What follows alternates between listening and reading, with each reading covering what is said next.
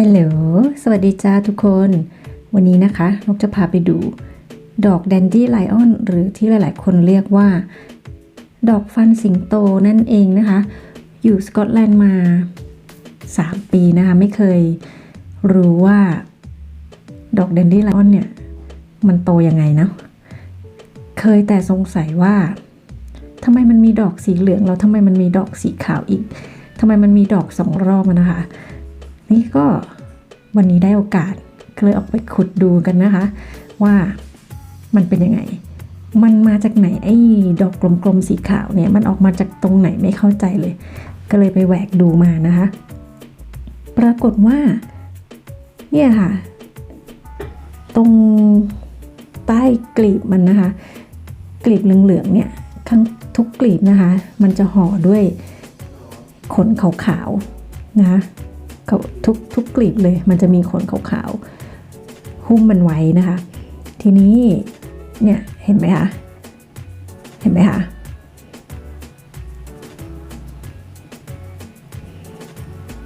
เห็นชัดกันไหมเอ่ยเห็นไหมคะเนี่ยกลีบเหลืองๆ1 กลีบเนี่ยนะคะจะมีขนขาวๆหุ้มมันไว้อยู่นะคะทุกกลีบเลยอยู่ข้างใต้นะคะแล้วก็จะมีเขาเรียกอะไรเนาะ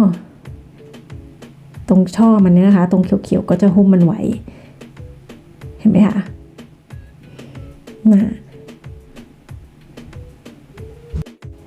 ค่ะทีนี้ไปสืบกันค่ะว่าไอ้ดอกขาวๆกลมๆนี่นะคะมันโตขึ้นมายังไงนะนี่เห็นไหมคะมันเป็นเพราะว่าดอกสีเหลืองเนี่ยพอมันเหี่ยวไปใช่ไหมคะมันก็จะหุบอีกรอบหนึ่งนะคะมันจะหุบอีกรอบหนึ่งดอกสีเหลืองเนี่ยมันก็จะเหี่ยวไปนะคะแล้วเห็นไหมคะดอกสีขาวขนสีขาวเนี่ยจะโตขึ้นมาเท่ากลีบเลี้ยงเลยนะคะ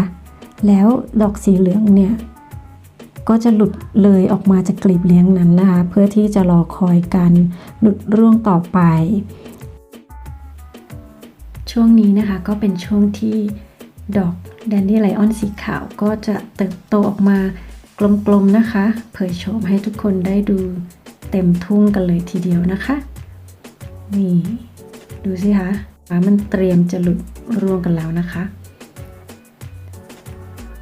งงอยู่ตั้งนานว่ามันทำไมมันมีดอก2 รอบเลยที่ไหนได้มัน มันแปลกอย่างนี้นี่เองนะคะเห็นไหมคะนี่ขาวๆนุ่มๆเตรียมตัวจะบานนะคะน่ารักไหมคะไปดูกันเลยนี่ค่ะพอบานออกมาแล้วนะคะกลีบเลี้ยงของเขาก็จะบานออกมานะคะแล้วก็หักลงไปดอกขาวๆทุกดอกเลยนะคะก็จะโตขึ้นมาแล้วก็บานแต่ละดอกก็จะบานด้วยนะคะเห็นไหมคะน่ารักจังเลยนี่เป็นดอกไม้ที่คนชอบเป่านะคะเอามาเป่าเล่นนะคะเห็นไหมคะอันนี้ก็คือดอก1ต่อกลีบ1นะคะนี่ไปแล้ว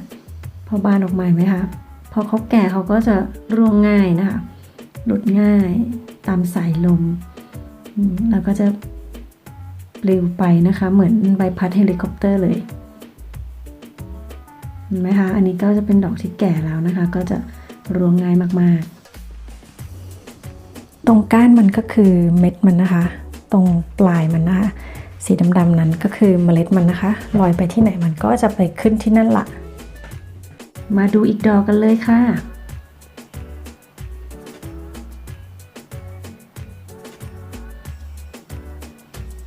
นะคะพออันนี้ก็จะเป็นดอกสุดท้ายแล้วพอหมดนี่ก็จะไม่มีแล้วนะคะ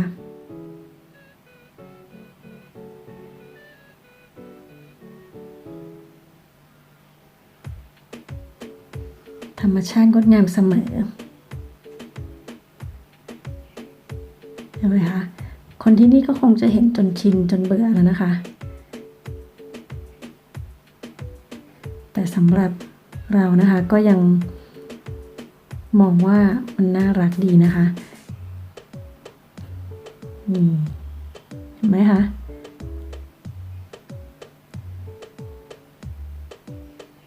พอหลุดหมดแล้วนี่เหมือนดอกทานตะวันเลยอะสามารถหาชมวิดีโอ Time Lapse ดูวิธีการเจริญเติบโตของ Dandelion ได้ตามอินเทอร์เน็ตได้เลยนะคะอันนี้ก็มันจะเป็นคล้ายๆกับกลุ่มเดียวกันนะคะครอบครัวเดียวกันเหมือนกันนะคะแต่ว่าดอกเขาจะเล็กกว่าแล้วก็ดอกเขาจะเหมือนอยู่กันเป็นกลุ่มกว่าแล้วก็เล็กกว่านะคะเห็นไหมคะสภาพเดียวกันเลยนะคะดอกสีเหลืองจะโตออกมาก่อนนะคะแล้วพอนั้นก็หุบเข้าไปแล้วก็แก่ไปแล้วก็หลุดร่วงไปแล้วก็ดอกสีขาวก็จะโตขึ้นมานะคะแล้วก็จะเป็นพุ่มเหมือนกันแต่ว่าจะไม่ใหญ่ไม่บางเหมือนดอกนั้นนะคะแล้วก็จะไม่ปลิวง่ายเหมือนอันนั้นเอาละค่ะวันนี้นะคะต้องขอตัวลาไปก่อนนะคะแล้วพบกันคลิปหน้าสวัสดีค่ะ